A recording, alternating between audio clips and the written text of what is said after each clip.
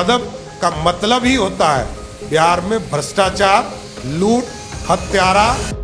हर party चाहती है कि हम लोग ज्यादा से ज्यादा सीट पे लड़े। गठबंधन के विपरीत जाके हम लोग कुछ नहीं करेंगे। इतने वर्ष तो आपने एंटी नीतीश पॉलिटिक्स किया है और अब आप नीतीश जी के गुणगान गा रहे हैं। मेरी राजनीतिक पैदाइश ही नीतीश कुमार को मुख्यमंत्री बनाने की है। लालू जी और नीतीश जी सामने सामने यही दो हैं।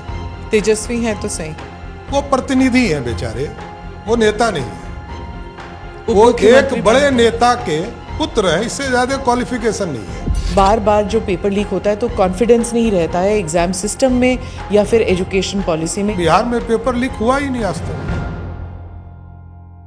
Your father he said that जान के Prashant attacked you. Are you trying to attack me because I am a Dalit? Are you trying to attack me because I am a female? आप चाहते हैं बिहार को हम बदल देंगे। आप कैसे बदलेंगे जब आपको एक बेटी का सक्सेस ही नहीं पच रहा है?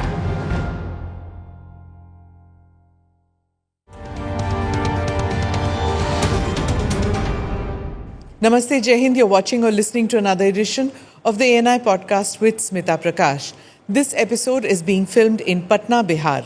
My guest Samrat Chaudhary, the Deputy Chief Minister of Bihar and handles finance portfolio in the Nitish Kumar cabinet.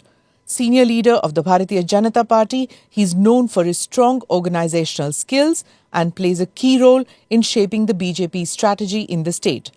Joined by my colleague Suchitra in this episode. सम्राट जी, धन्यवाद आप पॉडकास्ट में आए। जी नमस्कार। मैं बुनियादी सवाल से स्टार्ट करूंगी। बिहार की जनता आपको फिर से वोट क्यों दे? पिछले 20 वर्षों में एनडीए ने काम किया, विकास किया, बिहार की समृद्धि के लिए काम किया, बिहार में सुशासन स्थापित किया, बिहार में आपको रूल ऑफ लॉ दिखेगा, बिहार में एक एक चीज को बढ़ाने का काम किया। और पिछली कई सरकारों को आपने देखा होगा, 2005 के पहले की सरकार और आज के फर्क बहुत स्पष्ट है। बिहार के इंफ्रास्ट्रक्चर को ठीक करने का काम आदरणीय मुख्यमंत्री नीतीश कुमार जी ने किया। उनका ड्रीम अब सर जमीन पर सारे चीज दिखते हैं।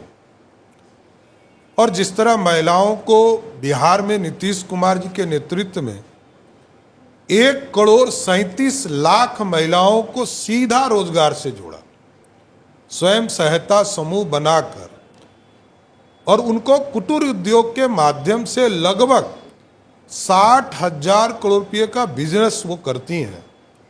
इसलिए वोट देना चाहिए। और क्योंकि जो लोग हैं हमारे सामने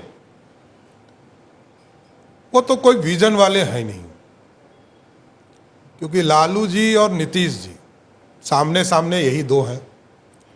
तो लालू जी को 15 साल मिला है और तो कोई है नहीं, और कोई लड़ाई में भी दिखता नहीं है। तेजस्वी हैं तो सही, वो प्रतिनिधि हैं बेचारे, वो नेता नहीं है। वो एक बड़े नेता के पुत्र हैं, इससे ज्यादा क्वालिफिकेशन नहीं है। हाँ, उनके नाम पर भी वोट नहीं है। वोट तो लालू जी का है। लालू जी आज कह देंगे कि अब तेजस्वी के जगह मीसा भारती है, तो कल से वो हो जाएंगे। तो वो प्रतिनिधि हैं, राजा के प्रतिनिधि हैं। और इसलिए मैंने कहा प्रतिनिधि हैं कि पहले राबड़ी देवी जी प्रतिनिधि थी और सबको हराया है हम लोगों ने। स्वयं लालू जी को एनडीए ने 8 बार हराया है, और श्री तेजस्वी यादव जी को भी जब लालू जी ने प्रतिनिधि माना, उनको भी 3 चुनाव में लगातार हराने का काम एनडीए ने किया है, बिहार की जनता के आशीर्वाद से। इसलिए बिहार ये जानता है कि किसको वोट देना चाहिए। पिछले चुनाव में बहुत ही कम मेजॉरिटी से आपकी पार्टी जीती थी, आपका जो अलायंस जीता था। तो इस बार आप कितने कॉन्फिडेंट हैं कि you will better the numbers? देखिए, पिछले चुनाव में हमारे गठबंधन के अंदर पूरी एकता नहीं थी, और इस बार पूर्ण रूप से हम पांचों दल एक साथ नीतीश कुमार जी के नेतृत्व में चुनाव में जा रहे हैं। पहला फेज में वोट का डिवीजन हुआ, और इस बार कोई डिवीजन नहीं होना है। एकदम माइंड भी क्लियर है, गठबंधन भी क्लियर है, वोटर भी क्लियर है। नीतीश कुमार जी ने काम किया है, इसलिए वोट मांगने जनता के बीच में जाएंगे। मुख्यमंत्री नीतीश कुमार नीतीश बनेंगे। कुमार होंगे 5 साल के लिए वो ही बनेंगे। नहीं, नीतीश जनता का जनमत। और आप याद कीजिए 2020 में नीतीश कुमार जी ने रिफ्यूज किया था मुख्यमंत्री बनने से, क्योंकि नरेंद्र मोदी जी ने चुनाव के पहले ये कहा था कि हमारे मुख्यमंत्री नीतीश कुमार होंगे। उनके रिफ्यूज करने का कोई मतलब ही नहीं बनता जब 8-9 बारी, पता नहीं कितनी बारी तो वो शपथ ले चुके हैं। तो नीतीश जी का देखिए, रिफ्यूज करना जो क्या हुआ? काम करने वाला होगा, जो बिहार के विकास के लिए काम करता हो, उसको सब दिन भाजपा ने बढ़ाने का काम किया। सम्राट जी, बीजेपी को कहा जाता है कि बैलेंस पॉलिटिक्स करती है, और बिहार की अगर बात करें तो आप जो हैं उसका बेड़ा आपने उठाया है, और आप एक तरफ जेडीयू को भी संभाल रहे हैं, एक तरफ एलजेपी को भी संभाल रहे हैं, एक तरफ उपेंद्र कुशवाहा को भी संभाल रहे हैं, जीतन राम मांझी को भी संभाल रहे हैं, और फिलहाल एनडीए की सीट शेयरिंग को लेकर भी जिस तरीके से सबकी आकांक्षाएं देखी जा रही है, सबकी उम्मीदें अब सामने आ गई है खुल के, और महागठबंधन की नज़र भी इस पर है, टारगेट भी किए हुए हैं आप लोगों को। किस तरीके से इन पूरी चीज़ों को संभाल रहे, क्योंकि अब चुनावी देखिए, साल हम तो 6-5 पार्टियों के साथ जा रहे हैं, और हमारे सामने वाली पार्टी 6 पार्टी के साथ लड़ रही है। तो गठबंधन में पार्टियां हैं, इसमें कहीं दो मत नहीं। लोकसभा भी हमने पूरा कंफर्टेबल गठबंधन बनाकर हम चुनाव लड़े, और ये मेरा दायित्व है। पार्टी ने जब विधायक दल का नेता बनाया है और कोऑर्डिनेशन का जिम्मे दिया है, तो सबके बीच में स्वाभाविक है संबंध अच्छे रहे, और सबकी जरूरत है। बिहार एक सोशलिस्ट स्टेट है, बिहार प्रगतिशील स्टेट बना है। एक कटोरा लेके खड़ा राज्य रहता था, गरीब राज्य था, उसको नीतीश कुमार के नेतृत्व में बिहार बदलता हुआ बिहार है। आज यहाँ सड़कें अच्छी हो चुकी, बिजली घर घर तक पहुँच चुका, आपको पानी पहुंचा दिया गया। देश में सबसे पहला राज्य है जिसने घर घर पानी पहुंचाने का काम किया। हम उसके एम्पावरमेंट का काम आगे बढ़ा रहे हैं। हम डरते थे बाढ़ से, फ्लड फाइटिंग का काम करते थे, अब इरिगेशन का काम कर रहे हैं। फर्क ये है। और जहां तक हमारे यहाँ 1,92,000 क्यूसेक पानी छूटते थे नेपाल से, तो हमारे 16 डिस्ट्रिक्ट में पानी ही पानी दिखता था। 2008 की बात है, और आज 2025 में 6.5 लाख क्यूसेक पानी छोड़े नेपाल ने, तब भी हमारे मात्र 56 गांव में पानी आया जो कि बेसिन में है, उसी गांव में पानी आया। तो ये एम्पावरमेंट किया गया। हम डरते थे, कोसी हमारे लिए अभिशाप था, आज उसको हम वरदान में ट्रांसफॉर्म कर रहे हैं। आपकी राजनीति में इतने वर्ष तो आपने एंटी नीतीश पॉलिटिक्स किया है, और अब आप नीतीश जी के गुणगान गा रहे हैं। कहाँ पर आइडियोलॉजी, कहाँ पर आप कॉम्प्रोमाइज, इतना कैसे हो सकता मैं है? बता रहा हूँ, मेरी राजनीतिक पैदाइश ही नीतीश कुमार को मुख्यमंत्री बनाने के लिए हुई। मैं तो राजनीति में आता ही नहीं।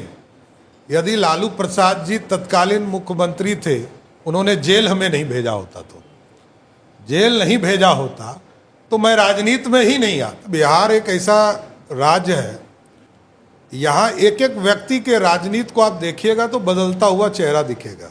जी, लालू प्रसाद जी की उत्पत्ति हुई एज ए मुख्यमंत्री भाजपा की कृपा से। आज भाजपा के सबसे विरोधी चेहरा है, इसको कौन मानेगा? कोई नहीं मानता। न्यू पीढ़ी को पता भी नहीं है कि भाजपा ने ही मुख्यमंत्री लालू यादव जी को बनाया था। यदि अपने 32 एमएलए का समर्थन नहीं दिया होता तो लालू जी मुख्यमंत्री ही नहीं बने होते, भजन कीर्तन करते रहते। देखिए, बिहार की राजनीति घूमते रहती है, कभी हम सत्ता में होते हैं, कभी हम विरोधी होते हैं, इसमें कहीं दो मत नहीं है।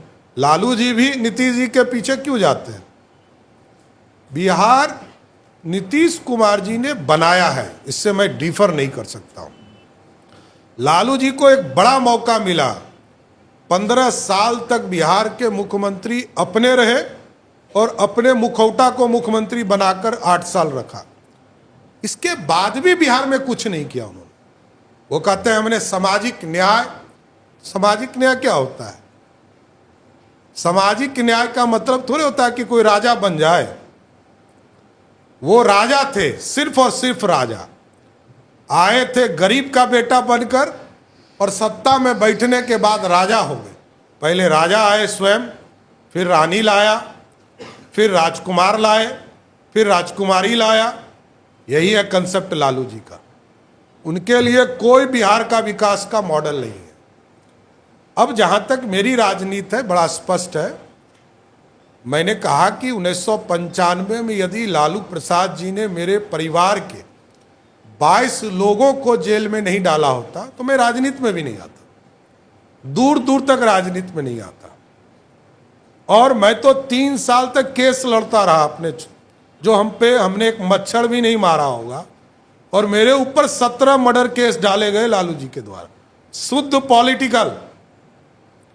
इसलिए राजनीति में आया हूं, पीड़ा से भी राजनीति में आया हूं और संघर्ष भी करता हूं। नीतीश जी खिलाफ में थे तो उनके खिलाफ लड़ता था, आज समर्थन में खड़ा हूं तो पीठ पर सबसे पहले सम्राट चौधरी खड़ा है, इसमें कहा दो मत। आपने कहा कि उन्होंने तुष्टीकरण की राजनीति की थी।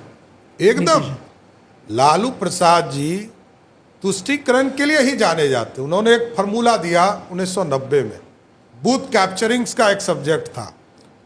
बूथ कैप्चरिंग, वोट जनता ने जिन विधायकों ने उनको मुख्यमंत्री बनाया, उनके बातों को सम्मान नहीं किया, लेकिन उन्होंने एक फार्मूला बनाया माई, और बूथ कैप्चरिंग से चुनाव जीतने लगे। लोकतंत्र कहीं और था, रिजल्ट कुछ और आता था।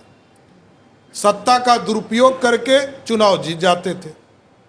ये तो केजे राव जी और कई इलेक्शन कमीशन ऐसे आए जिन्होंने बिहार में लोकतंत्र को स्थापित किया। इसलिए आज हम लोग कह सकते हैं कि जनता की आवाज नीतीश कुमार के नेतृत्व में और एनडीए के नेतृत्व में दिख सकता है।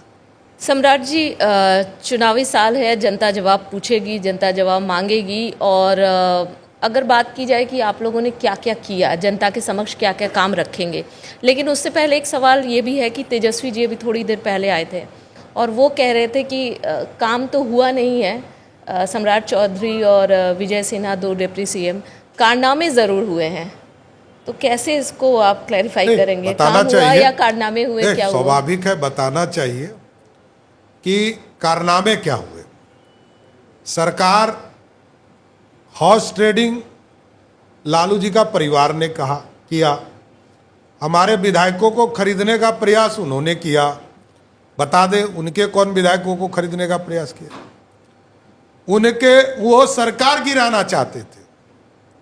और उन्होंने, याद होगा एक डायलॉग था फेमस कि हम जो कहते हैं वो करते हैं और जो हमने वादा किया है सरकार गिरा कर दिखाएंगे। तो सब वादा उनका फेल हो गया। आपकी पार्टी भी तो ऑपरेशन कमल करती है। देखिए, मेरा स्पष्ट मानना है, जो मेरे नीति और सिद्धांत से मेरे साथ आते हैं उसमें कोई दिक्कत नहीं। लेकिन यदि कोई पकड़ कर रखता हो, मैंने तो उस ऑपरेशन में उसके घर से विधायक को अपने पक्ष में लाया, उनके घर से, जिसने लिख के दिया पुलिस को कि मैं सरकार के पक्ष में, उसने वोट किया आके, उनके घर से निकलवाया। तो वो सैद्धांतिक था? नहीं, सैद्धांतिक कैसे हो सकता? मैंने यही तो कह रहा हूं कि जो विधायक स्वतंत्र हो पर लीक कर दे रहा हो पुलिस को, तो वही तो सैद्धांतिक है। और कोई यदि उठा कर ले जाता हो वो गैर कानूनी है। और मैं तो ये भी कहता हूं कि सारे ट्रेस हैं हमारे पास कि रांची में कौन विधायकों के साथ खड़ा था, इनके सांसद वहां क्या कर रहे थे, उस विधायक के साथ क्यों थे। सारे चीज़ों का कारनामा हम लोग के पास है। और लालू जी को कारनामे की जरूरत नहीं है। लालू यादव का मतलब ही होता है बिहार में भ्रष्टाचार, लूट, हत्यारा, जितने लोग हैं उन्हीं के पार्टी में होंगे। पर फिर भी लोग उन्हें लेकिन रूल ऑफ वोट नहीं देते हैं। वोट तो एक फिक्स है, इससे अधिक कभी नहीं उनको मिलता है। वो लड़ते अच्छे हैं क्योंकि उनके पास 20-25% वोट दिखते हैं, हारते 2-2 लाख से हैं। पार्लियामेंट में पूरा प्रदेश में आप देखिए कि बिहार ऐसे राज्य रहा जहां 75% हम रिजल्ट लेकर ही आए, और गलती से वो लोग 2-3 सीटें जीत गए, वो भी नहीं जीत पाते। लेकिन कानून व्यवस्था पर तो आप लोग पर सवाल एकदम उठे भाई। हैं। अभी फिलहाल जो मर्डर हुआ उस पर भी लालू यादव अब उन्होंने वही तो ट्वीट किया और ये उसके बाद अभी तेजस्वी भी यही बोल कर दुखद गए। है बहन जी कि एक ही जगह पर दो हत्या होती है। एक 9 वर्ष की दलित बच्ची का हत्या होता है जिसके साथ रेप होता है, और उसी के बगल में एक स्वर्ण समाज की बेटी का हत्या होता है, उसके साथ भी रेप होता है।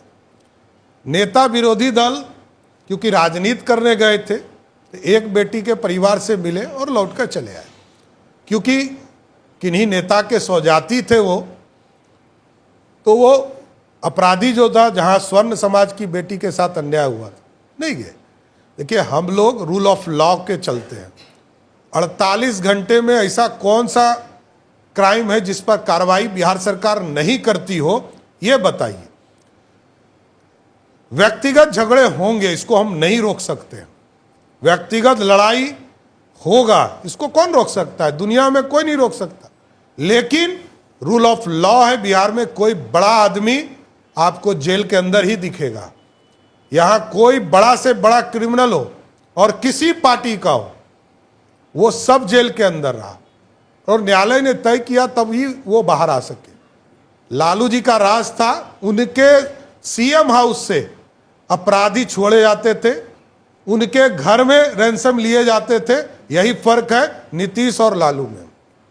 राहुल गांधी ने कहा कि जिस तरह महाराष्ट्र में मैच फिक्सिंग हुई है वैसे ही इलेक्शन कमीशन अब बिहार में मैच फिक्सिंग करेगा।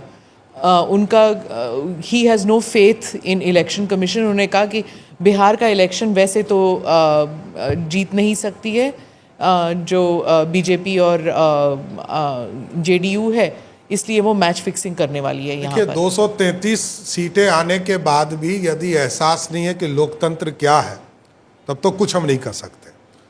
कि उस गठबंधन को 233 सीटें आई और उसके बाद भी लोकतंत्र पर भरोसा नहीं है, अब तो कुछ नहीं कर सकते। पहले इसका तो इलाज ही करा सकते हैं। इसका उपाय क्या है?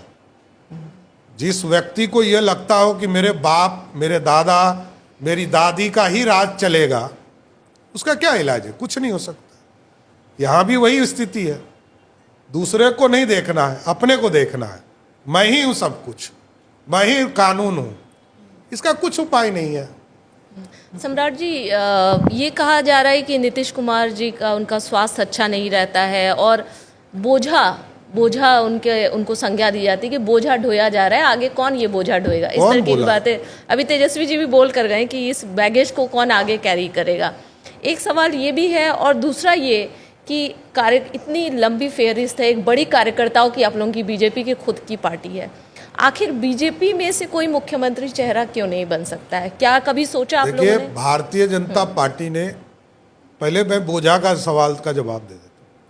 विरोधी दल के नेता को बोझा ही मुख्यमंत्री लगता है। किसी भी देश के किसी कोने में आप चले जाइए, राहुल गांधी जी को मोदी जी बोझा लग रहे हैं, तेजस्वी जी को नीतीश जी बोझा लग रहे हैं, क्योंकि बेचारा सत्ता में नहीं बैठ पा रहे हैं ना। सत्ता का हिस्सेदारी चाहिए। यह लोकतंत्र है, जिसको जिताएगा वो मुख्यमंत्री होगा। नीतीश कुमार जी एसेट है, मेरा स्पष्ट मानना है। हम विरोधी दल के नेता भी थे तो नीतीश जी को एसेट ही मानते थे और आज भी मानते हैं। नीतीश जी ने इकलौते मुख्यमंत्री हैं श्री बाबू के बाद जिसने बिहार के लिए काम किया। बिहार में सड़कें आपको दिखेगी तो नीतीश जी का मॉडल है। बापू टावर दिखेगा तो नीतीश जी का मॉडल है। बापू सभागार जाके देखिएगा तो आपको हिंदुस्तान का सबसे बड़ा सभागार मिलेगा, वो नीतीश मॉडल है। बिहार में सुशासन है, नीतीश मॉडल है। यहाँ हम सीधा इनकाउंटर नहीं करते, लेकिन वो गोली चलाता है तो जरूर उसको जवाब देते हैं। लेकिन यहाँ गोली नहीं चलाई जाती, यहाँ कार्रवाई की जाती, स्पीडी ट्रायल करके जेल में डालते। अब दूसरा पक्ष है कि बिहार के लोकतंत्र में बिहार एक ऐसी बनावट है जिसमें अपनी अपनी पार्टियों का सबका योगदान है और सबने एक महत्वपूर्ण रोल बनाया। तो आज के परिस्थिति में नीतीश कुमार जी और एनडीए का एक ऐसा मजबूत गठबंधन है, और ये आज नहीं बना है, 1996 में बना है। जब 2000 में नीतीश कुमार जी के पास मात्र 34 MLA था, तब भी उनकी को मुख्यमंत्री माने थे। बाद में तो नीतीश जी की पार्टी बड़ी हो गई, इस बार 43 आया तो भी हम लोगों ने मुख्यमंत्री, इसलिए आगे भी मुख्यमंत्री हमारे नीतीश कुमार ही होंगे। सम्राट जी, पेपर लीक का जो मसला है वो युवाओं के लिए बहुत ही इमोटिव इशू है। बार बार जो पेपर लीक होता है तो कॉन्फिडेंस नहीं रहता है एग्जाम सिस्टम में या फिर एजुकेशन पॉलिसी में। इसे रोकने के लिए आपकी सरकार क्या कर सकती है? सबसे मिराकल है कि बिहार में पेपर लीक हुआ ही नहीं आज तक। हाँ, एक बता दीजिए उदाहरण। यही तो कंफ्यूजन फैलाया जाता है, भ्रम फैलाया जाता है, हमारे बच्चों को गुमराह किया जाता है। एक जगह की घटना है, एक बापू परीक्षा सभागार है हमारे यहाँ, वहां पर 7 मिनट लेट से प्रश्न पत्र मिले। एक पूरे टावर का मामला है, कोई उससे बाहर को कोई लेना देना नहीं। प्रश्न पत्र लीक का मतलब होता है कि प्रश्न जो है बाहर चला आया हो, कुछ नहीं आया, किसी रिपोर्ट ने नहीं दिया। हमने बच्चों को हम कहते रहे कि हमको कोई रिपोर्ट तो दिखाओ, जानकारी तो दो। देखिए स्पष्ट है, क्योंकि मैंने कहा कि राष्ट्रीय जनता दल के पास 20-25% वोट है, वो सिर्फ भ्रम फैलाती, इससे ज्यादा कुछ नहीं।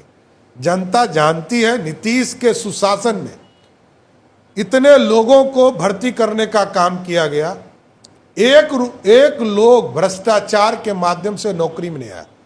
लालू यादव ने तो जमीन लिखवा लिया, जमीन के साथ साथ जमीन जो आदमी लिखवाता हो वो जनता के साथ क्या न्याय करेगा, बच्चों के साथ क्या न्याय करेगा?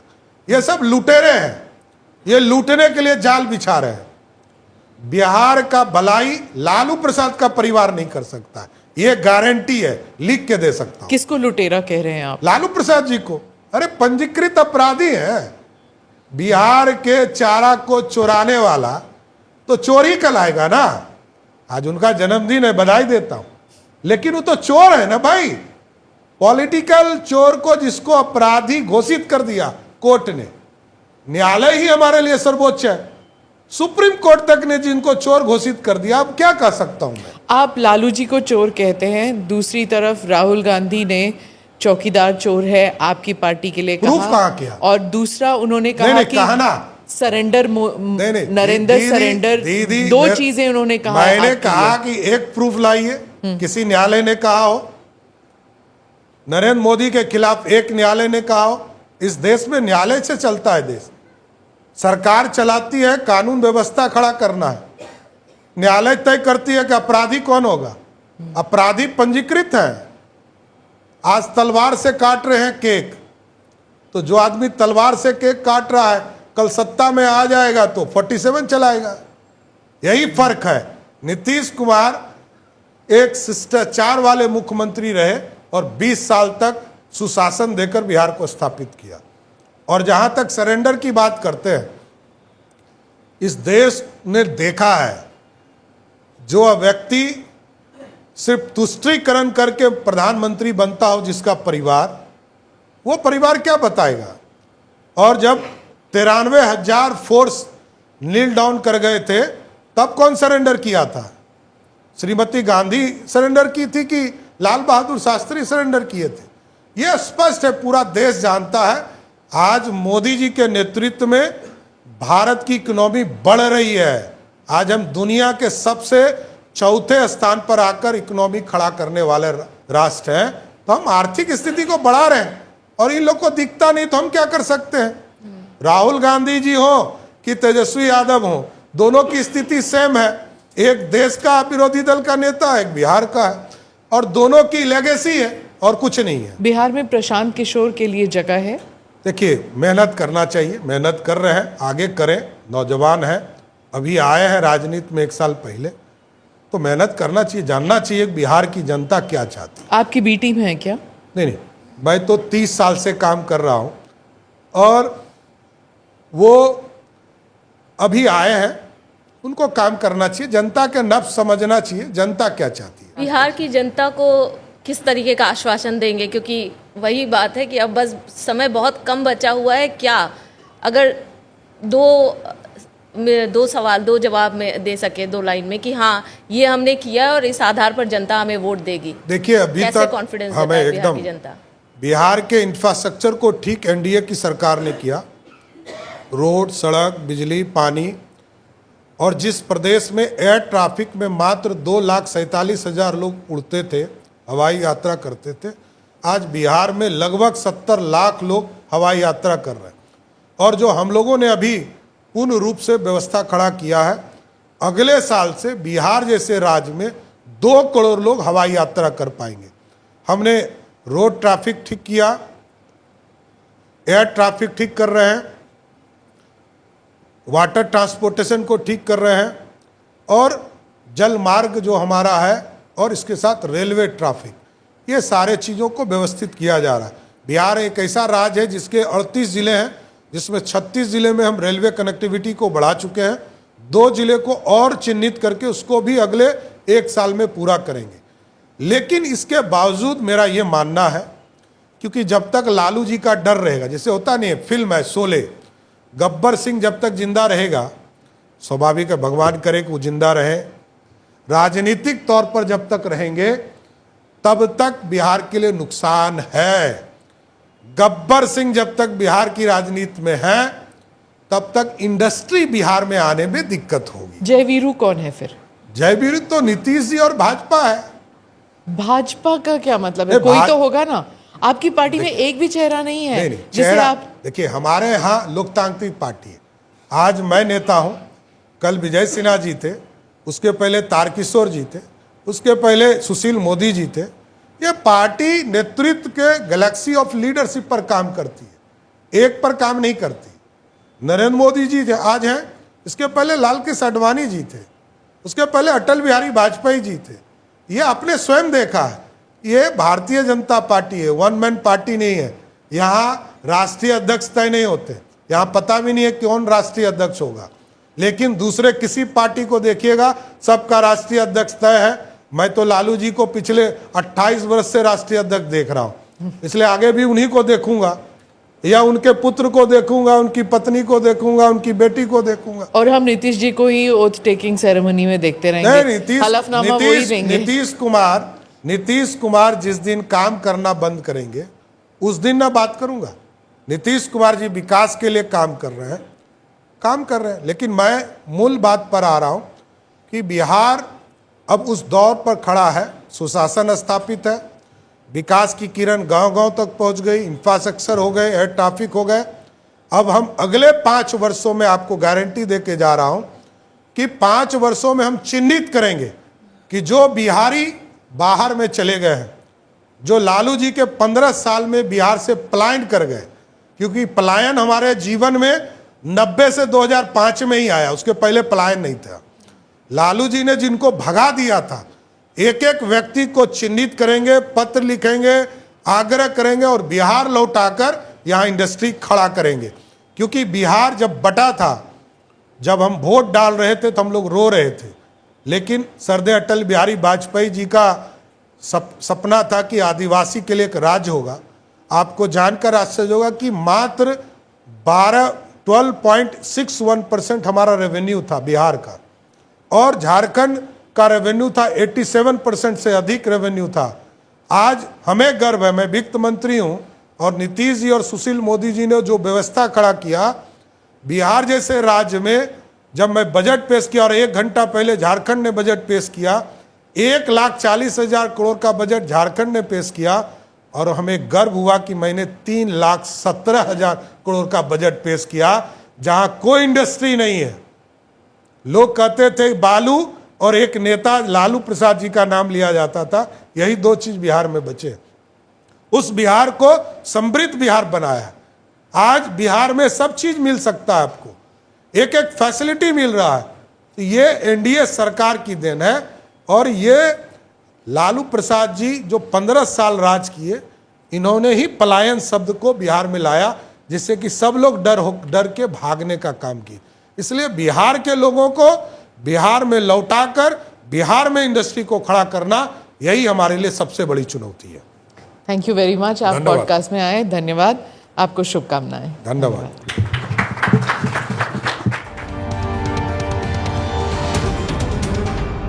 My guest, Shambhavi Chaudhary from the Lok Janshakti Party. She's a member of the Lok Sabha representing Samastipur and one of the youngest parliamentarians in the country. She's appeared in episode 258. Thank you, Shambhavi, for coming on the Thank podcast. you for having me, and thank you for coming to Bihar. I'm so happy you guys are here. Yes, the podcast has travelled to Patna, and those viewers and listeners who want to listen to the earlier podcast with Shambhavi, 258 is the episode. You can watch that, and today we have questions from the audiences also. But usse pehle, let me ask you, your father was on the podcast, and हमने उनसे कुछ सवाल पूछे, and we asked him about this case that he has going with Prashant Kishore, and he said that जान के Prashant attacked you in that thing. क्या आप भी ऐसे सोचते हैं कि it was a personal thing? First of all, I don't think Prashant Kishore is worth the time that this conclave should waste on. तो सबसे पहले तो वहीं से शुरू करते हैं, बट हाँ, because now that you asked this, I think it's a personal attack. And हम लोग, I come from a political family and I'm a third generation politician, and I've learned one thing from my family and from all these years that I've watched politics, that politics is a fight between ideology. It's not a fight between two people. And you should always refrain from personally attacking somebody, because politics मेरी और आपकी लड़ाई नहीं है. ये हम लोग जनता के लिए लड़ते हैं, अपने विचारधारा के लिए लड़ते हैं. Prashant Kishor purposely brought this issue in a press conference. He didn't say it in a drawing room conversation. He didn't mention it to somebody. It was a proper press conference where he tried to attack me on political legacy. और वो पता नहीं क्या वो बोले कि ticket के लिए वो मेरे को खरीदा, अटैक किए वो उसके लिए. And I think it made no sense, because आप किसको अटैक कर रहे हो? Are you trying to attack me because I am a Dalit? Are you trying to attack me because I am a female? और are you trying to attack me because you think I am an scapegoat? क्योंकि अगर आपको political party को attack करना है तो LJP में और भी एमपीज हैं. लोक जनशक्ति पार्टी को ही अगर आपको अटैक करना था तो उसमें और भी एमपीज हैं. Why did you pick me out? अगर आप मेरे को पिक किए, वो सिर्फ यही एक्सप्लेन करते कि अगर दलित महिला कोई आगे बढ़ रही है तो ये आपका सामंती सोच है. This is your aggressiveness, this is your ego. ये अहंकार है कि आपको लगता है कि कोई दलित महिला आगे नहीं बढ़ सकती, और अगर कोई बढ़ रही है तो आप उसको पर्सनली अटैक कर दो, वो भी एक प्रेस कॉन्फ्रेंस में. You are a female reporter, she is a female reporter, we have 3 females on the stage. आप बताओ कि हमारे समाज में ये प्रॉब्लम क्यों है कि जब बेटियां आगे बढ़ती हैं तो बोल दिया जाता है इसको पर्सनल कोई फेवर मिला इसीलिए ये आगे बढ़ी है. There are so many female students out here. आप इनसे पूछिए अगर ये कभी लाइफ में अच्छा करके चले जाएंगे तो इनके अकम्पलिशमेंट को क्यों जोड़ दिया जाता है पर्सनल फेवर से? अगर आप वंशवाद पे अटैक करते हैं, परिवारवाद पे अटैक करते हैं, तो आप परिवारवाद के प्रोडक्ट्स को अपने पार्टी में क्यों रखें? टॉक अबाउट योर प्रदेश अध्यक्ष, टॉक अबाउट जननायक Karpoori Thakur grand daughter. If you want to talk about political legacy तो आप उसका प्रचार प्रसार करते हो, पर मेरा प्रचार प्रसार करने में आपको दिक्कत हो रहा है. I am the bad cop. अगर आपको, यू कांट बी हिपोक्रिटिकल ना. आप एक सेंटेंस में आप मेरी बुराई करोगे और नेक्स्ट सेंटेंस में आप पार्टी के राष्ट्रीय अध्यक्ष की तारीफ करोगे. एक ही बारी में आप 2 नाव पे सवार हैं. तो basically I think he has a behaviour problem. He can not distinguish कि हाँ पब्लिक में क्या बोलना है और पब्लिक में क्या नहीं बोलना है, राजनीति में कितना आपको किस तरह का अटैक करना है. कि पर्सनल अटैक से कुछ नहीं. टॉक अबाउट फैक्ट्स, हम लोग लड़ेंगे ना. टॉक अबाउट डेटा, हम लोग लड़ेंगे उसके लिए. पर ये कह देना कि अरे उसको तो टिकट खरीद के बना दिया गया, क्यों? एक बेटी के ही अकम्पलिशमेंट को ये समाज क्वेश्चन करता है. आप सामंती हैं इसीलिए, आप अहंकारी हैं इसीलिए, आप पेट्रियार्कल हैं इसीलिए, पितृसत्ता वाली आप सोच रखते हैं इसीलिए. आप चाहते हैं बिहार को हम बदल देंगे. आप कैसे बदलेंगे जब आपको एक बेटी का सक्सेस ही नहीं पच रहा है? एक महिला आगे बढ़ रही है, आपको ये बात डाइजेस्ट ही नहीं हो रहा है, तो आप क्या बिहार बदलेंगे? आप जो बात कर रहे हैं कि हम, और दूसरी चीज़, मेरे दादाजी को इंदिरा गांधी जी ने कहा था कि पॉलिटिक्स में 3 P सबसे ज़रूरी होता है. वो दादाजी मेरे पिताजी को सिखा के गए और वो पिताजी मेरे को सिखाए. And the 3 P's are, first is your presence. Presence in politics is very important. Second is patience. You have to wait patiently for your time. हर चीज़ हड़बड़ा के नहीं होता, आराम से रहो, सब कुछ समय से होता है. और तीसरा जो सबसे इंपॉर्टेंट चीज़ वो कहे, we are in the business of perception. So politeness is very important. You have to be polite to everybody because you are talking to other humans. उनके पास भी इमोशंस है, वो भी सोच रहे हैं, वो भी कर रहे हैं. तो ये इम्पोलाइट होके, घमंडी होके, अहंकारी होके, ये मेरे को नहीं जस्टिफाई करेगा, ये कभी भी मेरे को नहीं एक्सप्लेन करेगा. This is explaining what he is as a person. राजनीति में कहाँ आप ये 3 Ps देख रही हैं आजकल? इस जमाने में इंदिरा गांधी के टाइम पे शायद हो, लेकिन इस जमाने में कहाँ पे आप ये No, 3 I Ps think, देख I रहे हैं? honestly think कि presence is still very much important. People are fighting for a space to be present. And he is present, right? He is sitting in Bihar, unlike your party leader, जो he is spending a lot of time in Delhi. No, it is said. I think जहाँ तक प्रशांत किशोर जी की बात है, तो वो अपना negative presence बना रहे हैं. प्रेजेंस का ये मतलब नहीं कि अब हम प्रेजेंट हो गए तो अब हम कुछ भी कर देंगे फॉर पब्लिसिटी. प्रेजेंस का मतलब है कि आपका सकारात्मक प्रेजेंस हो ना, कुछ पॉजिटिव डायरेक्शन में आपका प्रेजेंस हो. पर लोगों के बीच है ना, चिराग तो नहीं है. He is hardly there. ऐसा नहीं है. वो हमारे राष्ट्रीय अध्यक्ष जी अभी भी वो आरा में रैली करके गए हैं. He is very much present. जहाँ भी जब भी कोई आइडियोलॉजिकल वॉर होता है या फिर कहीं भी अगर प्रेजेंस इंपॉर्टेंट होता है, he is very much here. वो अभी केंद्र के मंत्री हैं, उनका अपना मंत्रालय का काम है, वो पार्टी के राष्ट्रीय अध्यक्ष भी हैं, पार्टी के एक्सपेंशन के लिए हम लोग का प्लान्स है. तो ऑब्वियसली उतना टाइम नहीं है कि हाँ वो अब एक जगह यहाँ पे बैठे रहें. Prashant Kishor is politically irrelevant. उसके पास बहुत टाइम है. he can just sit. He has no other job and it's fine for him to sit in wherever he wants. But our party's president, I think he has got a lot of hard work to do and he's continuously working to change the perception of Bihar, which I think is a good idea. Shambhavi, आपके राष्ट्रीय अध्यक्ष चिराग पासवान के अभी हालिया एक बयान से अभी बिहार की राजनीति में एक नया मोड़ आ गया है, एक प्रश्न उठ गया है और ये कहा जा रहा है कि एनडीए में सब कुछ ठीक नहीं है. सीट शेयरिंग को लेकर बहुत सारे सवाल उठ रहे हैं क्योंकि उन्होंने खुद कहा है कि मैं सभी सीटों से लड़ रहा हूँ. हालांकि उनका रिप्लाई बहुत क्लैरिफाई नहीं है. आप कैसे देखती हैं, क्योंकि इसको लेकर बहुत सारे सवाल उठ रहे हैं, आप इसको कैसे जस्टिफाई करेंगे? नहीं, उसी भाषण में उन्होंने कहा कि हम 243 सीट पे लड़ेंगे, पर उन्होंने ये भी कहा कि हम बिहार के लिए लड़ेंगे और हम गठबंधन को मजबूत करेंगे. बहुत कन्वीनियंटली जो बात के 2-3 लाइन से उसको कट कर दिया गया और बार बार 243 सीट पे लड़ेंगे उसको प्ले किया जा रहा है. पर in the very same, because I was also present there and I heard him give the whole speech, और उसमें उन्होंने क्लियरली कहा है कि हम लोग 243 सीट पे लड़ेंगे और गठबंधन को हम लोग मजबूत करेंगे. वो हमारे पार्टी के राष्ट्रीय अध्यक्ष हैं, लोक जनशक्ति पार्टी के राष्ट्रीय अध्यक्ष हैं, और कहीं भी ये गलत नहीं है कि आप अपने संगठन को मजबूत करना चाहते हैं. ऐसा कौन सा दल है जो आज अपने संगठन को मजबूत करने के लिए नहीं काम कर रहा है? हर पार्टी चाहती है कि हम लोग ज़्यादा से ज़्यादा सीट पे लड़े. हर पार्टी चाहती है कि हम लोग का संगठन और मजबूत हो. एज अ कार्यकर्ता of Lok Janshakti party, as a member of parliament of Lok Janshakti party, of course हम चाहेंगे कि मेरी पार्टी सबसे ज़्यादा सीट पे लड़े.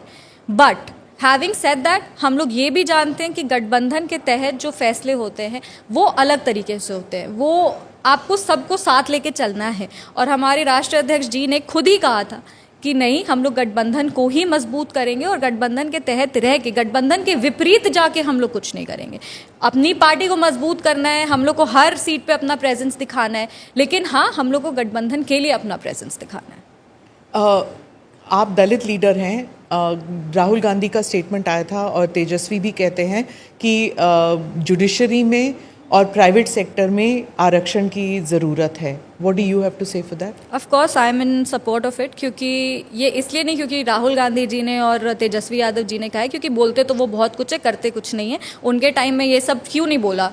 अपना उनका भी तो टाइम था, उस टाइम पे भी तो वो ये सारी बातें बोल सकते थे. पर हाँ, जातीय जनगणना अगर एनडीए की सरकार ने कराई है तो वो भी सिर्फ और सिर्फ इस उद्देश्य से कि सोशल जस्टिस हो सके, इक्वालिटी एस्टैब्लिश हो सके. एन्यूमरेशन का जो भी टास्क होता है, जो भी एन्यूमरेशन अकाउंटिंग के लिए क्वांटिटेटिव जब आप डेटा कलेक्ट करते हैं, तो वो आप सिर्फ और सिर्फ इस उद्देश्य से करते हैं कि सामाजिक न्याय को आप स्थापित कर सकें. तो डेफिनेटली जातीय जनगणना is a step in the positive direction. और उसमें ये जुडिशरी में, हमारे पार्टी के राष्ट्रीय अध्यक्ष जी ने खुद पार्लियामेंट में ये बात उठाई थी कि जुडिशरी में भी रिजर्वेशन होना चाहिए, और हम लोग हमेशा उसके पक्षधर हैं. तो क्या ये इस चुनाव में ये वास्तविक तौर पर क्या ये मुद्दा बन सकता है? देखिए, ये राजनीति का मुद्दा नहीं है, ये तो आपके सोशल वेलफेयर का मुद्दा है ना. बन जाता है ना, जैसे कॉन्स्टिट्यूशन खतरे में है, ये this is also a very vague concept है, पर 2024 में ये मुद्दा बन गया था, तो ये भी मुद्दा बन सकता है। मुद्दा तो किसी चीज को भी बना सकते हैं आप। मुद्दा आप किसी भी चीज़ को, विपक्ष को नॉर्मली ऐसी चीज़ों का मुद्दा बनाने का शौक है, जैसे कॉन्स्टिट्यूशन, ये एक रूमर, एक अफवाह ही फैली थी, जबकि हम लोग लगातार कॉन्स्टिट्यूशन को और मजबूत करने का, जो कॉन्स्टिट्यूशन के आइडियल्स है उसको, संविधान के जो दायरे में, संविधान के जो प्रावधान है उसको और मजबूत करने का अगर कोई काम कर रहा है तो वो एनडीए की सरकार ने एनडीए की सरकार करी। हमने संसद में भी जब डिबेट ऑन कॉन्स्टिट्यूशन था तो हम लोग बहुत क्लियरली ये मैसेज सेंड आउट किए थे कि कांग्रेस की सरकार ने कैसे कॉन्स्टिट्यूशन का उल्लंघन बार बार किया। तो नेचुरली अगर आप ये सारी चीज़ों को मुद्दा बनाते हैं तो पॉलिटिकल मुद्दा तो कोई भी बन सकता है, उसके लिए दैट्स इलेक्शन में बहुत सारी चीज़ें मुद्दा बन जाती हैं, पर एंड में ये सोचना है कि क्या सही में समाज को किस दिशा में हम लोग को लेकर के जाना है, और रिजर्वेशन जो है वो एक पॉजिटिव अफर्मेटिव एक्शन है, और अगर उस पे उसको बढ़ाने का, क्योंकि जाति जनगणना जब होगी और जब हम लोग के पास डेटा आएगा तो उस हिसाब से हम लोग का पॉलिसी शिफ्ट होगा। बिहार में जो चुनाव होंगे वो ऑपरेशन सिंदूर के बाद पहला चुनाव होगा। इसमें राहुल गांधी और कांग्रेस पार्टी जो है वो ज़रूर ऑपरेशन सिंदूर को उठाएगी, और नरेंद्र सरेंडर वाला जो उनका स्लोगन है उसको ज़रूर उठाएगी। क्या Narendra surrender will it take the same route as चौकीदार चोर है, या फिर बिहार में वो रेजोनेट करेगा कि भारत ने बहुत जल्द ही युद्ध विराम किया था? नहीं, ये बिहार में ज़रूर दिखेगा कि भारत ने एक करारा जवाब दिया है आतंकवाद के खिलाफ, क्योंकि हम लोग सबको याद है कि मुंबई अटैक्स के बाद भारत का, कांग्रेस की जब सरकार थी तो उन्होंने भारत के तरफ से कोई एक बंदूक तक नहीं उठा था, और आज भारत ने करारा जवाब पाकिस्तान को दिया है और पूरे देश को एक संदेश दिया है कि टेरर और टॉक साथ में नहीं हो सकता, टेरर और ट्रेड साथ में नहीं हो सकता, विकास की नदी और खून की नदी साथ में नहीं बह सकती। आज भारत चौथी सबसे बड़ी अर्थव्यवस्था बन गई है और पाकिस्तान IMF से अपना 21वां बेल आउट मांग रहा है, तो कहीं ना कहीं हम लोग दोनों के जो प्रोग्रेस है उसमें डिफरेंस है, और भारत जिस तरीके से प्रोग्रेस किया है, ये मैसेज क्लियर कट एक बिहार की धरती से ये पूरे भारत को संदेश जाएगा कि अब एक नया भारत स्थापित हो गया है, और ये नया भारत ना चुप बैठता है और ना ही आप कह सकते हैं कि बैठ के हम लोग वेट कर रहे हैं, कोई एक्शन नहीं ले रहे हैं। ये अब वो भारत नहीं, नया भारत है और हम लोग मुंह तोड़ जवाब देते हैं। ये संदेश बिहार पूरे भारत को देगा। शांभवी, आप युवा, यंगेस्ट एमपी और जेन जी में आते हैं। आप जेन जी की सोच ही एकदम बायो भी यही है, जेन जी, बिल्कुल अलग सोच और आगे की सोचने वाले, जो कहना है वो कहना है, रुकना नहीं है। बिल्कुल। क्या फोकस एरिया है, और खासकर आप महिला भी हैं, महिलाओं के लिए, बच्चियों के लिए कुछ सोचा है आपने? बिहार चुनाव भी है, कुछ स्पेसिफिक आपके माइंड में है? और एक सवाल ये भी है कि महिलाएं, बच्चियां क्या सुरक्षित हैं, आराम से रात में घूम टहल सकती हैं बिहार में? बिल्कुल, हम भी एक बेटी ही हैं, हम जेनजी हैं तो इतने बड़े भी नहीं हैं, हम भी यंग हैं, और हम अपने सामने, अपनी आंखों के सामने बिहार को बदलते हुए देखें। आज एक स्टोरी हम हमेशा कोट करते कि हम लोग कभी रात में कहीं से आ रहे थे and I saw a group of girls just being themselves, normally happily eating ice cream on marine drive. Just a group of girls, उसमें कोई भी मेल मेंबर नहीं था, 3-4 लड़कियां थी, वो लोग एंजॉय कर रहे थे, वो लोग आइसक्रीम खा रहे थे, and you know in that moment I felt कि हाँ, बिहार बदल गया है। क्योंकि हम लोग वो वाला फेज़, हम तो बहुत छोटे थे, बट हाँ, मेरे पेरेंट्स, मेरे फ्रेंड्स, मेरे जो भी अभिभावक हैं, वो लोग सब हम लोग को बताए हैं कि किस तरह से बिहार, हम लोग स्कूल में थे, और किस तरह से जो लोग हैं वो माइग्रेट कर गए, क्योंकि यहाँ का सिचुएशन इतना ख़राब था। आज राहुल गांधी आते हैं और बिहार में माइग्रेशन पे बोलते हैं, तो वो बताइए कि ये जो पलायन का जड़ है वो बिहार में गाड़ा किसने? हम लोग तो रिवर्स माइग्रेशन के लिए काम कर रहे हैं। माइग्रेशन सिर्फ रोकने के लिए नहीं कि हम लोग के जो बिहार की जनता बाहर गई है वो भी वापस आ सके, और जो जड़ गाड़ के गए वो आ जाके माइग्रेशन पे लंबा लंबा लेक्चर बिहार में देते हैं। So naturally the situation has shifted. There is a 25-year-old member of parliament from Bihar. That itself is an example that Bihar is changing. So इसमें कोई डाउट नहीं, यहाँ पे इतनी सारी आपकी यंग फीमेल स्टूडेंट्स है who are not afraid of asking questions. I think that is the changing face of Bihar. There are so many rural women की अगर आप बात करें तो यहाँ पे कितनी सारी ऐसी योजना थी, साइकिल योजना, पोशाक योजना, दीदी की रसोई, जो रूरल वुमेन विमेन को एंटरप्रेन्योरशिप की तरफ शिफ्ट की. There is a whole study on it. So definitely जो महिलाओं की, जो बच्चियों की सुरक्षा है, जो स्थिति है, जो आर्थिक सोशो इकोनॉमिक इंडिकेटर है, वो महिलाओं में बहुत बेहतर हुआ है. एज अ लीडर हम बहुत छोटा छोटा स्टेप्स उठा रहे हैं कि अपने कॉन्स्टिट्यूएंसी की बच्चियों को, महिलाओं को हम आगे. I have donated my 5 years salary to the cause of educating women, educating girls. इसके अलावा आई हैव डिसाइडेड कि ज़्यादा से ज़्यादा हम लोग को एजुकेशन पे फोकस करना है. PHC सेंटर्स हैं जितने भी, जो प्राइमरी हेल्थ सेंटर्स हैं उस पे हम लोग को फोकस करना है. जो हेल्थ है विमेन का उसको इम्प्रूव करना है. Education is very very important. We have to work on the education system and we have to ensure good quality education for the girls, for women, and सबसे important financial inclusion. We have to do something to financially educate girls, to financially educate rural women, क्योंकि ये कोई भी कितना भी deny करे, financial independence is very important. ये सशक्त महिलाओं को मतलब सशक्त फील कराने में फाइनेंशियल इंडिपेंडेंस एक बहुत इंपॉर्टेंट रोल प्ले करता है और ये हमको भी फील होता है. तो अगर as somebody who belongs to the city, who has grown up in a city like Patna, तो अगर मेरे को इतना एम्पावर्ड अगर फाइनेंशियल इंडिपेंडेंस फील करा सकता है, तो जो महिलाएं हमारी गांव में हैं उनको कितना एम्पावर्ड फील करा सकता होगा.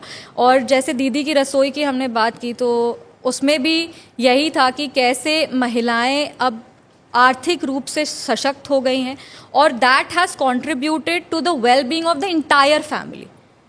तो ये अब वो cooking is a basic skill, हर महिला को कुकिंग करने आता है, बट बिहार एक ऐसा पॉलिसी डिज़ाइन किया जहाँ पे इस कुकिंग को एंटरप्रेन्योरशिप से जोड़ा गया. So you know you have to educate these womens की ये विमेन की ये सारी चीज़ें हैं जिस पे आप पॉलिसी डिज़ाइन करके उनको आप सशक्त कर सकते हो, उनको आप एम्पावर कर सकते हो, उनको आप एजुकेट कर सकते हो और आप उनको आगे लेके चल सकते हैं. I'll go to the audience. Can I have some girls asking questions? Yes. Have you ever faced stereotype as woman leader in politics, and how you faced it, and what message you give to young girls as me for that we also have a strong power like you? So sweet. Thank you, Sarah, for your question. Yes, as a woman, I have faced a lot of stereotypes. हम हमेशा कहते हैं कि यहाँ तक पहुँचने के लिए हम चुनाव नहीं लड़े, हम पहले पेट्रियार्की से लड़े, मिसोजिनिस्ट से लड़े, उस थॉट से लड़े कि हम क्यों और कोई और क्यों नहीं, और फिर जाके हम चुनाव लड़े. तो वहाँ तक का रास्ता ही पूरा लड़ते लड़ते वहाँ तक हम लोग पहुँचे. हैविंग सेड दैट, आज भी ऐसे कई प्रश्न हैं जो हमसे पूछे जाते हैं. बहुत सारे लोग पूछते हैं कि अब आप राजनीति में आ गई हैं तो आपका घर कौन संभालेगा, ये क्वेश्चन हमसे पूछा जाता है. So my father has 3 daughters and we are 3 sisters. तो मेरे से हमेशा ये पूछा जाता है कि क्या आप राजनीति आपको इसलिए करने को मिला क्योंकि आपका कोई भाई नहीं था. So that's also a patriarchal question. तो ऐसी चीज़ें होती हैं. चुनाव के टाइम पे लोग कहते थे इनको आप वोट दे दो और इनके पिताजी और इनके पति सब कुछ संभाल लेंगे. ये सारा चीज़ भी बहुत सारा होता है. स्पेशली अभी भी रूरल एरियाज़ में ऐसा सोच काफ़ी बदला है, बट अभी भी बहुत हद तक लोग ऐसा सोचते हैं. ये हम लोग का इनबिल्ट सिस्टम है. पेट्रियार्कल थॉट जो है ना, वो सोशल कंडीशनिंग ही हो जाता है. वो लोग वैसे सोचने लगते हैं कि this is the right way of living. And patriarchy के लिए सिर्फ मेल मेंबर्स नहीं रिस्पॉन्सिबल हैं, फीमेल मेंबर्स भी उतने ही रिस्पॉन्सिबल हैं कि हाँ दिस इज़ माई जॉब, हमको ही घर संभालना है, हम नहीं करेंगे तो कौन करेगा. So this is also something that contributes to patriarchy. But I will say that have a very strong will power. हम लोग एक ऐसे समाज से आते हैं जिसमें नारी सम्मान के लिए महाभारत और रामायण हुआ है. तो नेवर फॉरगेट दैट. कैंडल लेना हम लोग को आगे चल के लोग सिखा दिए कि कैंडल पकड़ के मार्च करो, पर हम लोग का इतिहास गवाह है कि नारी सम्मान में महाभारत हुआ है भारत में.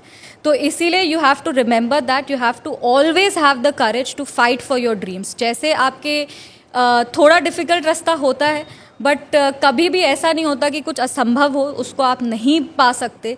Every day you will feel कि यार हमको शायद because I am a female हमको गिराने का कोशिश किया जा रहा है. But if you have a strong will power, if you have the courage to chase your dreams, it will become very very easy. And you always, I keep saying this, that all the women in Bihar I am standing with you, I am standing beside you, and if there is any pressure or any kind of, you know, if you ever feel कि कोई मेरा साथ नहीं दे रहा है, उस time भी हम आपका साथ दे रहे हैं. It's an interesting take, since you people are women journalists. Of course, there are men also, but आप journalism में जा रहे हैं. Just remember, Suchitra sitting here, I'm sitting here. It's not easy even in journalism for women. जैसे Shambhavi said, we also face the same thing. आप जब coverage करने जाते हैं, लेट नाइट वापस आते हैं, पेरेंट्स डोंट लाइक इट, और योर स्पाउस में नॉट लाइक इट कि ये कैसी नौकरी है, टीचर की नौकरी कर लो, दोपहर को वापस आ जाओगे, at least you don't have to go to work. कुछ ऐसे एरियाज में हम लोग जाके रिपोर्टिंग करते हैं which is not considered safe for women, लेकिन हम जाते हैं, we find safety measures somehow और the other. Also when you get to a position of choosing and helping people, you should help women too. Yes. Let me tell you, when I was a reporter of Suchitra's age, I wasn't sent out on locations क्योंकि मेरा जाना मतलब cameraman के लिए अलग room, मेरे लिए अलग रूम.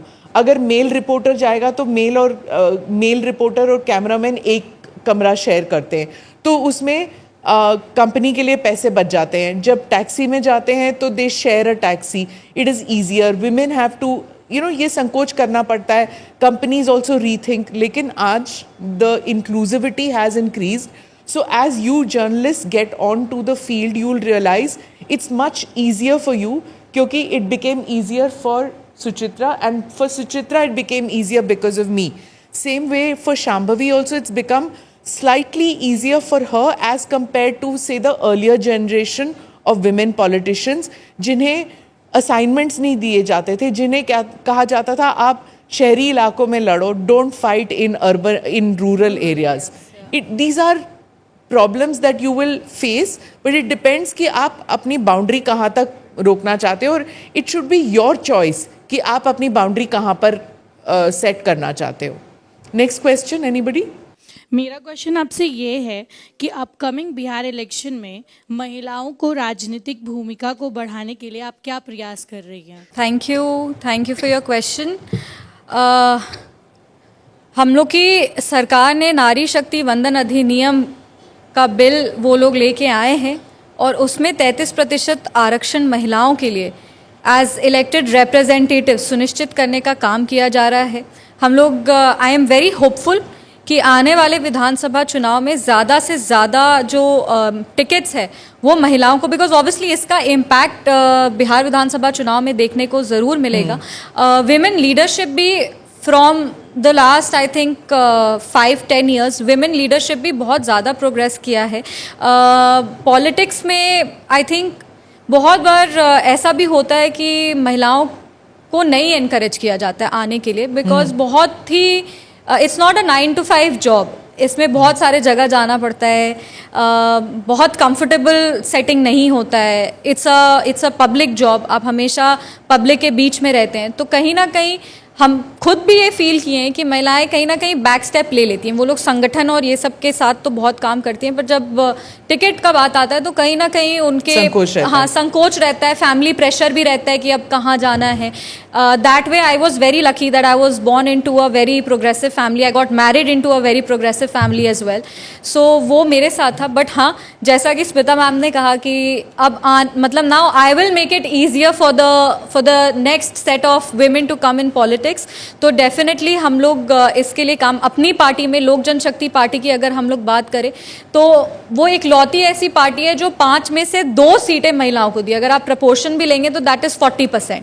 तो ऐसे ही हर पार्टी को, हर पॉलिटिकल पार्टी को आई थिंक सुनिश्चित करना चाहिए कि उनका कुछ परसेंटेज ऑफ टिकट्स महिलाओं को ही देना है, ताकि विमेन लीडरशिप को और केटर हम लोग कर सकें, और देन वो ये प्रोफेशन भी धीरे धीरे और इंक्लूसिव होते जाएगा. जैसे now if I am a member of parliament from Samastipur, I will ensure कि ज़्यादा से ज़्यादा महिलाएं मेरे साथ काम करें, ज़्यादा से ज़्यादा महिलाएं संगठन में आगे चले. तो ये स्टेप जैसे हम ले रहे हैं, वैसे और भी जितने विमेन इलेक्टेड रिप्रेजेंटेटिव्स हैं उनको लेना चाहिए. अपने पार्टी में जब चुनाव का टाइम आएगा तो ये बात मजबूती से रखना और इंश्योर करना कि ज़्यादा से ज़्यादा महिलाएँ जीत करके हमारा प्रतिनिधित्व करें, ये सुनिश्चित करना. आई think that is how a good plan. It makes a lot of difference. See, for example, Suchitra does parliament beat. तो पार्लियामेंट में रिपोर्टिंग करती हैं, तो because we have several women reporters also, पहले in my time what used to happen was जब women parliamentarians निकलती थी ना, तो हार्ड पॉलिटिकल सवाल नहीं पूछते थे उनसे, जैसे मिलिट्री इश्यूज पे नहीं पूछा, ऑपरेशन सिंदूर पे विमेन पॉलिटिशियन से सवाल नहीं पूछा जाता था। जब मुंबई टेरर अटैक हुआ या उससे पहले कारगिल का या जो भी था, nobody used to ask questions on tough political questions. Gas के चूल्हे का दाम बढ़ गया, इसके ऐसे सवाल पूछे जाते थे। बट अब because we have women reporters, more women reporters doing parliament beat, इसकी वजह से same questions are asked to men and to women. She'll come to you and ask you the same question as she'll probably go and ask, you know, a Piyush Goyal, or she'll ask a Nitin Gadkari or anybody else, or she'll ask a Jaya Bachchan. It's the same question which she'll ask all of you. So I think because we have more women in the workforce, this is the reason that you get a more diverse viewpoint. Any other question?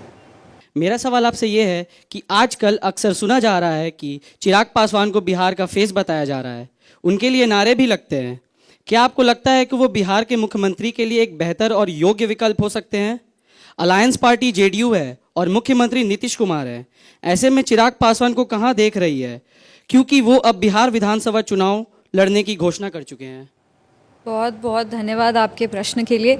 और जहाँ तक रही बात हमारे राष्ट्रीय अध्यक्ष और भारत सरकार के केंद्र मंत्री श्री चिराग पासवान जी की, तो उन्होंने ये कहा है कि हाँ, हम विधानसभा का चुनाव लड़ना चाहते हैं और उसके लिए हर पार्टी, ये एक पार्टी का निर्णय होता है और हर पार्टी जिसको भी विधानसभा चुनाव में फील्ड करना चाहे वो उनको फील्ड कर सकती है। हमारे राष्ट्रीय अध्यक्ष जी ने अपने आप को इस लोकसभा चुनाव में डेफिनेटली अपने आप को प्रूव किया है, क्योंकि उनकी पार्टी उनसे छीन ली गई थी, उनका अस्तित्व उनसे छीन लिया गया था, उनके पास उनकी पार्टी में एकमात्र वो खुद एक सांसद थे, लेकिन उन्होंने अपने मेहनत से, अपने योग्यता से, अपने पॉलिटिकल इंटेलिजेंस से उन्होंने ये सुनिश्चित किया कि एक सांसद की पार्टी को 5 सांसद मिले। तो डेफिनेटली उनका पॉलिटिकल एक्यूमेन कितना है उसमें तो कोई डाउट नहीं है।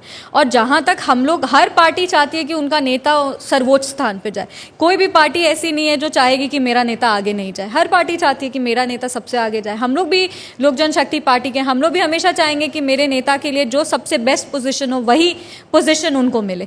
तो ये हर पार्टी का सोच होता है, हर पार्टी इसको चाहती है। पर जहाँ हम लोग जब गठबंधन में होते हैं तो आपको गठबंधन के जो बाकी दल हैं उनको भी आपको लेके उनको चलना पड़ता है। और ये जब तमाम सीट का नेगोशिएशन होता है, किस तरह से चुनाव लड़ना है, सीट कैसे नेगोशिएट होगा, कैसे सीट का बंटवारा होगा, ये जब बड़े नेता तमाम दल के साथ में बैठते हैं तब ये निर्णय लिया जाता है।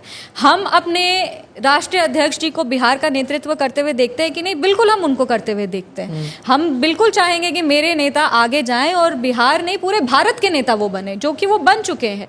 पर हाँ, वो एक विकल्प है कि नहीं, ये चीज़ गठबंधन के तहत डिसाइड होगी। उनको कभी भी हम लोग ये नहीं चाहेंगे कि वो कोई एक ऐसा निर्णय लें, वो कोई ऐसा एक, और उन्होंने भी ये खुद कहा है कि हम बिहार विधानसभा का चुनाव लड़ना चाहते हैं, पर सीएम के लिए अभी हम नहीं, सीएम की कुर्सी खाली नहीं है, ये हम उन सीएम का सीट कंटेस्ट नहीं, मतलब वहाँ पे कोई कंपटीशन नहीं है, ये उन्होंने क्लियरली खुद कहा है। पर जहाँ तक रही बात कि वो बिहार का नेतृत्व कर सकते कि नहीं, वो बिल्कुल सक्षम है बिहार का नेतृत्व करने के लिए। पर वो इस बार करेंगे कि नहीं, ये पार्टी, ये हमारे राष्ट्रीय अध्यक्ष, और राष्ट्रीय अध्यक्ष जी ने भी कहा है कि वो उनकी संसदीय बोर्ड जो है वो इस पर अंतिम निर्णय लेगी।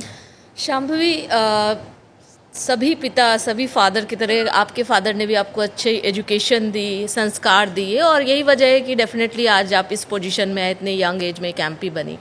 लेकिन आप पर जिस तरीके के आरोप लगे, आपके फादर पर आरोप लगे कि टिकट खरीदा गया और इस तरीके के जो नैरेटिव एक सेट, आपको लगता है ये एक नैरेटिव सेट हो रहा है प्रशांत किशोर की तरफ से, और इसका खामियाजा आने वाले इलेक्शन में आपकी पार्टी को होगा?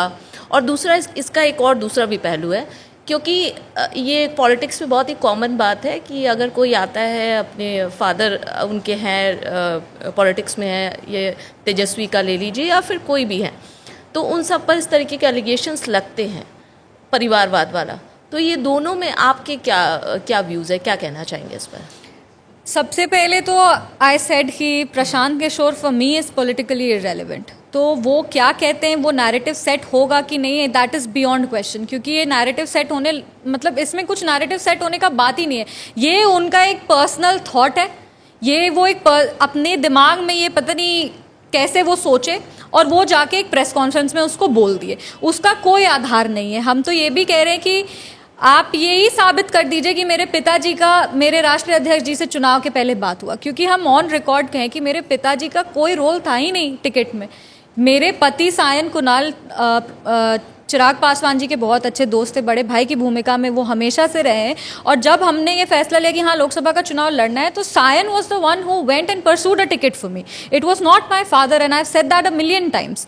बट ये उनका कुछ ये सोच लिए कि ये ऐसे हुआ, या उनको कोई अपने ड्राइंग रूम, पता नहीं वो किन टाइप के कार्यकर्ताओं के साथ रहते हैं कि उनको वो लोग ये सब इन्फॉर्मेशन फीड करते हैं।